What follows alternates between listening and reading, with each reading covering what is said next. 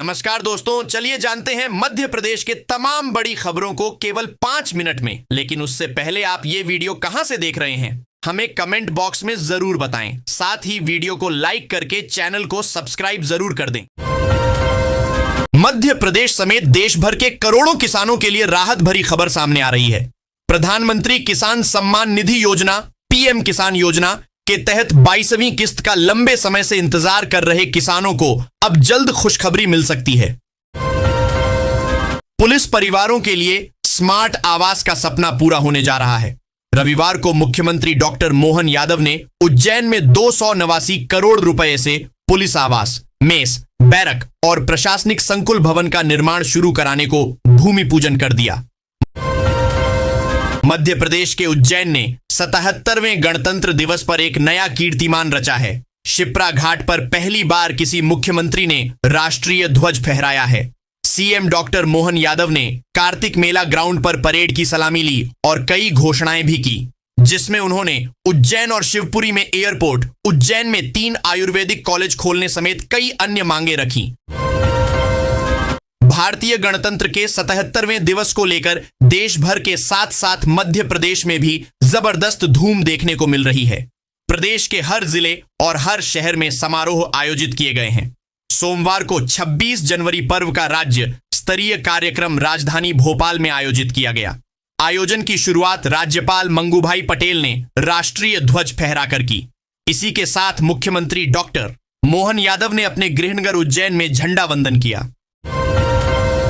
मध्य प्रदेश के सभी नगरीय निकायों में सरकार बेटरमेंट टैक्स लागू कर सकती है। इसमें प्रॉपर्टी की कीमत के हिसाब से टैक्स देना होगा। सबसे बड़ी बात, इसे एक साथ ही जमा करवाना होगा। दरअसल सरकार प्रदेश में विकास कार्यों के लिए कर्ज ले रही है। जिन इलाकों में ये काम होंगे वहां बढ़ी प्रॉपर्टी की कीमतों का आकलन करके टैक्स लगाया जाएगा।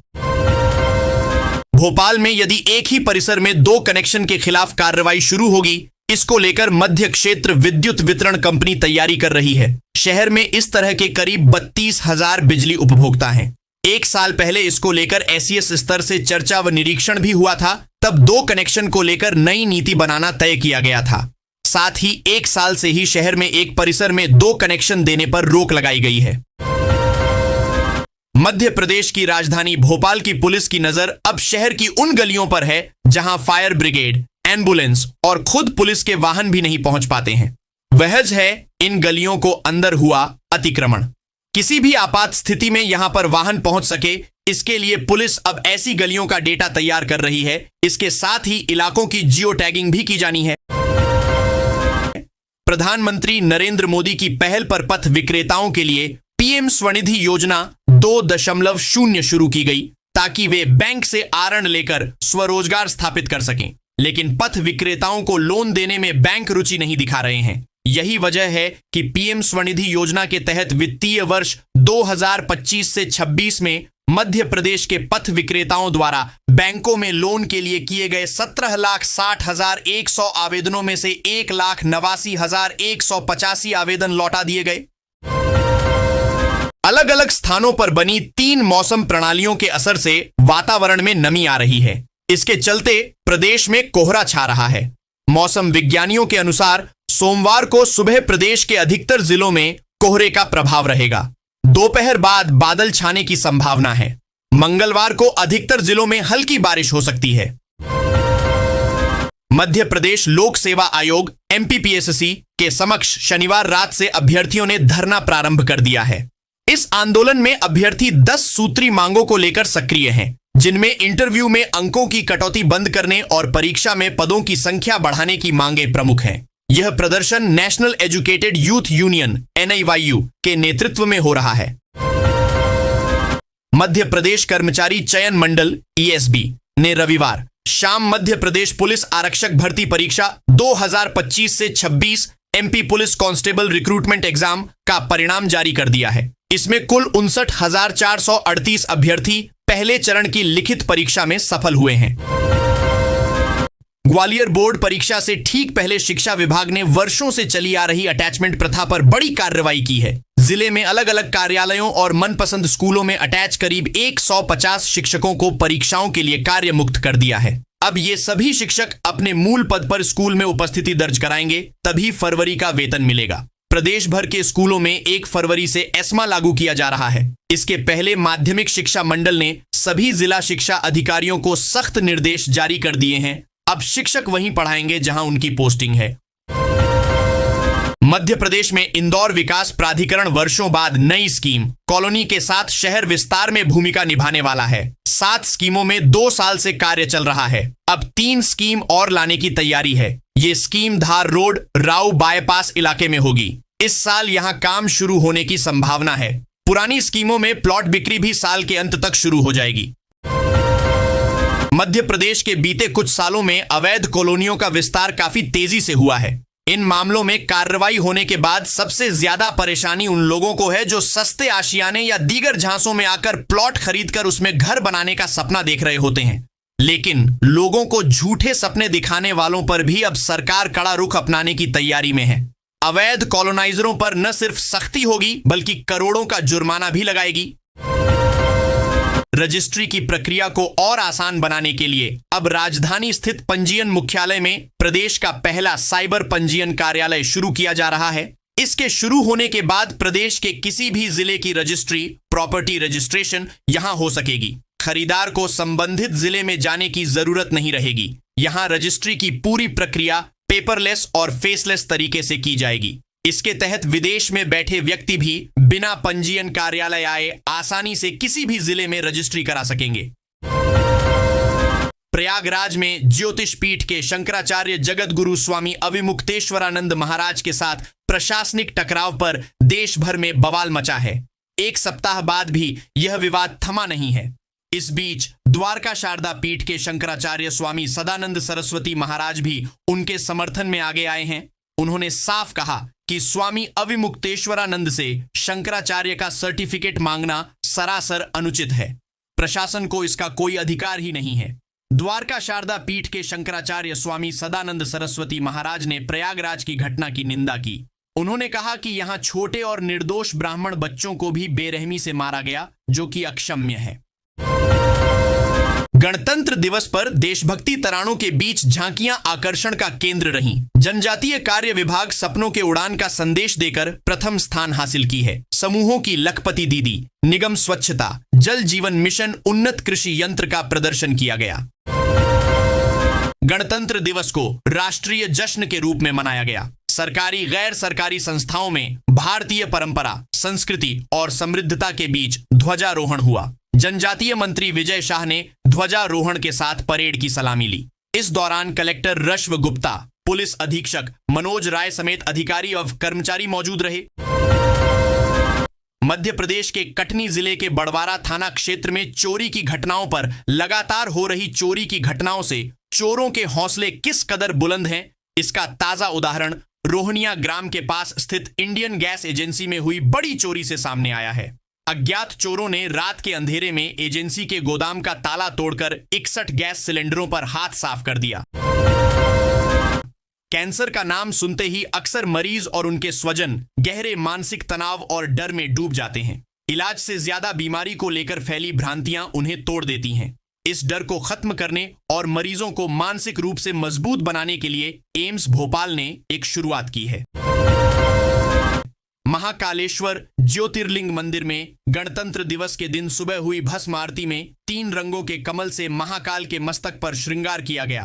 पूरा मंदिर तिरंग के रंग में रंगा हुआ है। मंदिर में बाबा महाकाल के दर्शन को पहुंचने वाले भक्त यहां राष्ट्र भक्ति से भी सराबोर हो रहे हैं। भक्त जय श्री महाकाल के साथ भारत माता की जय के जयकारे लगा रहे हैं। तराना में 2 दिनों के बवाल के बाद अब कहीं कोई अप्रिय घटना सामने नहीं आई है। हालांकि अब भी नगर में भारी पुलिस बल तैनात है। पुलिस अब संवेदनशील इलाकों में ड्रोन कैमरों से निगरानी कर रही है। इसके अलावा लगातार गश्त की जा रही है। तराना में गुरुवार रात को हिंदूवादी संगठन के पदाधिकारी सोहिल ठाकुर पर सलमान बेग सहित उसके साथियों ने हमला कर दिया था, जिसके बाद तराना में बवाल मच गया था। वर्षों से खाली प्लाटों के फर्जी दस्तावेज बनाकर बेचने वाले गिरोह का खुलासा हुआ है। इस गिरोह में रजिस्ट्रार के शामिल होने के सबूत मिले हैं। लसूड़िया पुलिस ने महिला सहित 7 लोगों के खिलाफ धोखाधड़ी का केस दर्ज कर लिया है। रजिस्ट्रार की जांच चल रही है। टीआई तारेश सोनी के अनुसार लोकनायक नगर एयरपोर्ट रोड निवासी प्रमोद कुमारी राजेश ठाकुर की शिकायत पर आरोपित यशोदा राजपूत निवासी राजीव आवास विहार, द्रौपदी बाई राजपूत निवासी राजीव आवास विहार, आदित्य सिंह, मोहम्मद सलीम अय्यूब खान और एक अन्य महिला के खिलाफ कायमी की है। इंदौर पुलिस आयुक्त संतोष कुमार सिंह एडीजी सहित प्रदेश के 3 आईपीएस अधिकारी और एक निरीक्षक को विशिष्ट सेवा के लिए राष्ट्रपति पदक प्रदान किया जाएगा। इनमें नर्मदापुरम के आईजी मिथिलेश कुमार शुक्ला, भोपाल के अतिरिक्त पुलिस आयुक्त अवधेश कुमार गोस्वामी और निरीक्षक शिव कुमार पटेल का नाम है। इसके अतिरिक्त 17 अधिकारी कर्मचारियों को सराहनीय सेवा के लिए पदक दिया जाएगा। देश सेवा का जज्बा ग्वालियर और चंबल अंचल के युवाओं में और बढ़ रहा है। यहां के युवाओं में सेना की वर्दी की दीवानगी पहले भी थी। अग्निपथ योजना आने के बाद चर्चा हुई। सेना के प्रति युवाओं का रुझान घट रहा है, लेकिन यह हकीकत नहीं है। सबसे ज्यादा अग्निवीर तो ग्वालियर और चंबल अंचल ने ही देश को दिए। इसी साल ग्वालियर चंबल अंचल ने 1407 अग्निवीर भारतीय सेना को दिए। 3.5 साल पहले जब अग्निपथ योजना लागू हुई थी, तब की तुलना में अब 3 गुना सैनिक भारतीय सेना को यहां से मिले। इंदौर शहर की ट्रैफिक व्यवस्था में सुधार और बेहतर कनेक्टिविटी के लिए पश्चिमी रिंग रोड का निर्माण तेजी से चल रहा है। यह 64 किलोमीटर लंबा रिंग रोड शहर के आसपास के इलाकों को जोड़ने के साथ साथ ट्रैफिक के दबाव को कम करने में मदद करेगा। इस परियोजना को राष्ट्रीय राजमार्ग प्राधिकरण द्वारा 3000 करोड़ रुपए की लागत से कार्यान्वित किया जा रहा है। यह प्रोजेक्ट सिंहस्थ मेले से पहले पूरी होने की संभावना है और इस रिंग रोड के बनने से पीथमपुर को उज्जैन से सीधा कनेक्शन मिलेगा, जिससे दोनों शहरों के बीच यात्रा आसान होगी। मध्य प्रदेश के रतलाम जिले में शीतलहर को देखते हुए स्कूलों के समय में एक बार फिर से बदलाव किया गया है। जिले के सभी सरकारी, प्राइवेट और सीबीएसई स्कूलों में नर्सरी से लेकर 12वीं तक की कक्षाएं सुबह 9 बजे से पहले नहीं लगेंगी। इसके लिए जिला शिक्षा अधिकारी ने नया आदेश जारी कर दिया है। दरअसल 3 दिन पहले जिला शिक्षा अधिकारी अनिता सागर ने सुबह 10 बजे वाले आदेश को निरस्त करते हुए स्कूलों पुराने समय पर संचालित करने का आदेश जारी किया था, लेकिन अचानक ठंड फिर बढ़ गई, जिसे देखते हुए जिला शिक्षा अधिकारी ने 23 जनवरी वाले आदेश को स्थगित कर दिया है। राज्यपाल मंगूभाई पटेल ने कहा है कि देश की प्रगति को दिशा देने के लिए लोकतंत्र का मजबूत होना जरूरी है। लोकतंत्र की मजबूती का आधार ईमानदार, नीति और कर्तव्यपरक मतदाता ही है। इसके लिए जरूरी है कि कोई भी पात्र मतदाता मताधिकार से वंचित नहीं रहे। राज्यपाल रविवार को कुशाभाऊ ठाकरे अंतरराष्ट्रीय कन्वेंशन सेंटर में 16वें मतदाता दिवस पर राज्य और जिला स्तरीय संयुक्त समारोह को संबोधित कर रहे थे। उन्होंने कहा कि मतदाता सूची में नाम शामिल कराना और मतदान करना प्रत्येक नागरिक का कर्तव्य है। केंद्र सरकार ने आईएएस, आईएएस, आईपीएस, आईपीएस और आईएफएस की अखिल भारतीय सेवाओं एआईएस के लिए नई कैडर आवंटन नीति लागू, न्यू कैडर पॉलिसी कर दी है। इसके तहत अब कैडर आवंटन के लिए मौजूदा 5 जोनल सिस्टम को समाप्त कर 4 ग्रुप सिस्टम लागू किया गया है। नई व्यवस्था का सीधा असर राजस्थान, मध्य प्रदेश और छत्तीसगढ़ समेत देश के सभी राज्यों के भविष्य के प्रशासनिक ढांचे पर पड़ेगा। ग्वालियर व्यापार मेले में आयोजित राज्य स्तरीय महिला एवं पुरुष कुश्ती प्रतियोगिता का रविवार को भव्य समापन हुआ। समापन अवसर पर विभिन्न वजन वर्गों में उत्कृष्ट प्रदर्शन करने वाले महिला और पुरुष पहलवानों को पुरस्कार प्रदान किए गए। कार्यक्रम में मुख्य अतिथि मेला व्यापारी संघ के अध्यक्ष महेंद्र भदकारिया एवं महेश मुदगल, संयोजक व्यापारी संघ, मौजूद रहे, जबकि कार्यक्रम की अध्यक्षता एसबी त्रिपाठी ने की। प्रतियोगिता के दौरान मेले के दंगल में प्रदेश भर से आए पहलवानों ने दमखम दिखाया और दर्शकों का खूब मनोरंजन किया। क्षेत्रीय भाषाओं के संरक्षण और संवर्धन की दिशा में उच्च शिक्षा विभाग ने एक अहम पहल शुरू की है।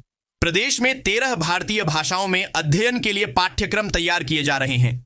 इसी क्रम में बंगाली और पंजाबी भाषा के सिलेबस निर्माण की महत्वपूर्ण जिम्मेदारी जबलपुर जिले के 2 स्वशासी कॉलेजों को सौंपी गई है।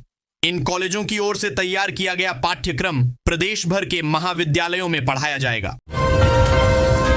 भारत में लाखों कर्मचारियों के लिए साल 2026 में एक बड़ी खुशखबरी आने वाली है, क्योंकि विभिन्न उद्योगों में न्यूनतम वेतन में काफी बढ़ोतरी होने की संभावना है। यह बदलाव बढ़ती महंगाई, जीवन यापन की लागत में वृद्धि और नए श्रम कानूनों के कारण हो रहा है। सरकारें और श्रम अधिकारी बदलते आर्थिक हालात को देखते हुए इस दिशा में कदम उठा रहे हैं। प्रधानमंत्री आवास योजना भारत सरकार द्वारा चलाई जा रही एक महत्वपूर्ण कल्याणकारी योजना है, जिसका मुख्य उद्देश्य देश के हर गरीब और बेघर परिवार को पक्का मकान उपलब्ध कराना है। इस योजना के माध्यम से सरकार उन परिवारों की मदद करती है जो आर्थिक रूप से कमजोर हैं और अपना खुद का घर बनाने में असमर्थ हैं। साल 2026 के लिए इस योजना की नई लाभार्थी सूची जारी की गई है, जिससे लाखों परिवारों को अपने सपनों का घर मिलने की उम्मीद जगी है। यह योजना ग्रामीण और शहरी दोनों क्षेत्रों में लागू है और दोनों के लिए अलग अलग प्रावधान बनाए गए हैं। पैन कार्ड धारकों के लिए एक महत्वपूर्ण खबर सामने आई है, जिसे नजरअंदाज करना भारी पड़ सकता है। सरकार ने पैन कार्ड को आधार कार्ड से जोड़ने को लेकर नए दिशा निर्देश जारी किए हैं। इन नियमों के अनुसार हर पैन कार्ड धारक को अपने पैन को आधार से अनिवार्य रूप से लिंक करवाना होगा। यह व्यवस्था धोखाधड़ी और फर्जीवाड़े को रोकने के लिए लागू की गई है, जिससे वित्तीय प्रणाली अधिक सुरक्षित और पारदर्शी बन सके। मध्य प्रदेश के तीर्थ यात्रियों के लिए Indian railway catering and tourism corporation limited IRCTC द्वारा भारत गौरव पर्यटक ट्रेन का संचालन किया जा रहा है। 10 अप्रैल 2026 को इंदौर से उड़ीसा के पुरी गंगा सागर के साथ 2 ज्योतिर्लिंग बाबा बैद्यनाथ एवं काशी विश्वनाथ यात्रा के लिए रवाना होगी। कांग्रेस ने भारतीय सेना की अधिकारी कर्नल सोफिया कुरैशी के बारे में अपमानजनक टिप्पणियां करने के आरोपी मध्य प्रदेश के मंत्री विजय शाह द्वारा गणतंत्र दिवस समारोह में तिरंगा फहराए जाने को लेकर सोमवार को भाजपा पर निशाना साधा। सुप्रीम कोर्ट ने 19 जनवरी को राज्य सरकार को निर्देश दिए थे कि वह कर्नल कुरैशी के बारे में विवादित टिप्पणियों के लिए शाह के खिलाफ मुकदमा चलाने की मंजूरी देने पर 2 सप्ताह में फैसला करे। पुलिस की वर्दी पहनने का सपना देख रहे लाखों युवाओं के लिए MP पुलिस कांस्टेबल रिजल्ट 2025 उम्मीद की नई रोशनी लेकर आया है। लिखित परीक्षा में 59,438 अभ्यर्थियों की सफलता ने भले ही जश्न का मौका दिया हो, लेकिन अब चयन की राह में डॉक्यूमेंट वेरिफिकेशन का सबसे नाजुक मोड़ सामने है। यहां एक गलत तारीख, एक अधूरा सर्टिफिकेट या एक मिसिंग कागज पूरी मेहनत पर पानी फेर सकता है। MP के एक वरिष्ठ BJP नेता की मां अस्वस्थ हैं। जानकारी मिलते ही CM मोहन यादव उनका हालचाल जानने घर पहुंचे गए। उन्होंने MP BJP के संगठन मंत्री हितानंद शर्मा की अस्वस्थ मां से भेंट की। CM मोहन यादव अशोकनगर जिले के मढ़ी महिदपुर गांव पहुंचे और संगठन मंत्री की माता जनक दुलारी शर्मा से उनकी तबीयत के बारे में बातचीत की। 88 वर्षीय जनक दुलारी शर्मा लंबे समय से अस्वस्थ चल रही हैं। मुख्यमंत्री ने स्वास्थ्य की जानकारी लेते हुए उनके शीघ्र स्वस्थ होने की कामना की। इसके बाद वे गांव के ही पंचायत भवन पहुंच गए, जहां ग्रामीणों से उनकी समस्याएं जानी। मध्य प्रदेश के छिंदवाड़ा जिले के एक स्कूल में 77वें गणतंत्र दिवस के मौके पर लोक निर्माण और प्रभारी मंत्री राकेश सिंह पहुंचे। यहां पर मध्याह्न भोजन के दौरान वह नाराज हो गए और स्कूल स्टाफ को नसीहत दे डाली। दरअसल पूरा मामला शासकीय उच्चतर माध्यमिक विद्यालय खजरी का है। यहां पर लोक निर्माण मंत्री राकेश सिंह ध्वजारोहण करने पहुंचे थे, जिसके बाद उन्होंने सांस्कृतिक कार्यक्रमों के बाद स्कूल की ओर से भोजन की व्यवस्था कराई थी।